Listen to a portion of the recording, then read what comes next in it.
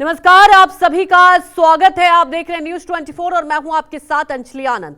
Bulletin की शुरुआत कर लेते हैं। 2024 चुनाव से पहले कांग्रेस यात्रा शुरू करेगी, भारत न्याय यात्रा। जी हां, राहुल गांधी इस यात्रा की शुरुआत करेंगे और आपको बता दें कि 14 जनवरी से 20 मार्च तक यात्रा चलेगी। कुल 14 राज्यों और 85 जिलों से यात्रा गुजरेगी। 6200 किलोमीटर की होगी भारत न्याय यात्रा। तो भारत जोड़ो यात्रा के बाद अब राहुल गांधी भारत न्याय यात्रा पर निकलेंगे और मणिपुर से मुंबई तक भारत न्याय यात्रा की जाएगी। आपको बता दें 14 जनवरी से इस यात्रा की शुरुआत की जाएगी, 20 मार्च तक यात्रा चलेगी और कुल 14 राज्य और 85 ऐसे जिले हैं जहां से यात्रा गुजरेगी। 2024 लोकसभा चुनाव, क्योंकि देखिए भारत जोड़ो यात्रा की बात की जाए तो बहुत खासा इंपैक्ट पड़ा था और उसी की सफलता को देखते हुए भारत न्याय यात्रा की शुरुआत की जाएगी। और राहुल गांधी ने पहले भी कहा था कि आगे भी वो यात्रा जारी रखेंगे। और आपको बता दें कि हरी झंडी दिखाएंगे इस यात्रा को मल्लिकार्जुन खड़गे। 14 जनवरी से इस यात्रा की शुरुआत होगी। कुल 14 ऐसे राज्य हैं जहां से ये यात्रा गुजरेगी। राहुल गांधी जी के नेतृत्व में कांग्रेस पार्टी भारत न्याय यात्रा निकालने वाली है। 14 जनवरी से लेकर 20 मार्च तक 6200 किलोमीटर लंबी भारत न्याय यात्रा 14 राज्यों से गुजरेगी। मणिपुर में शुरुआत होगी और यह समाप्त होगी मुंबई में। भारत जोड़ो यात्रा के दौरान राहुल जी ने 3 मुद्दे उठाए थे। आर्थिक विषमताओं के बारे में उन्होंने जिक्र किया, सामाजिक ध्रुवीकरण के बारे में उन्होंने बातचीत की और राजनीतिक तानाशाही जो आज हमारे देश में हकीकत बन गई है उसके बारे में जनता को अवगत कराया। तो ये 3 बड़े मुद्दे थे भारत जोड़ो यात्रा के समय में।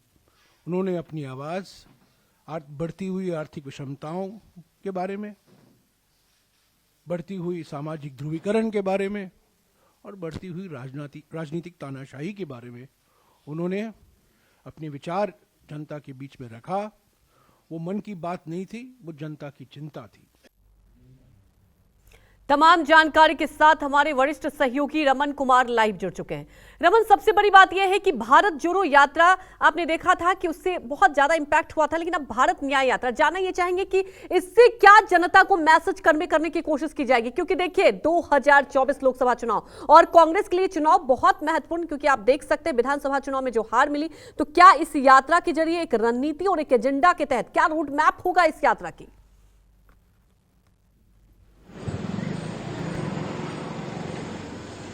देखिए, भारत जोड़ो यात्रा जब शुरू हुई थी उस वक्त इसकी सफलता पर सवाल उठने शुरू हो गए थे, लेकिन भारत जोड़ो यात्रा के पूरा होने के बाद लगातार कांग्रेस पार्टी के रणनीतिकारों का ये मानना था कि इस यात्रा से पार्टी को काफी फायदा मिला है।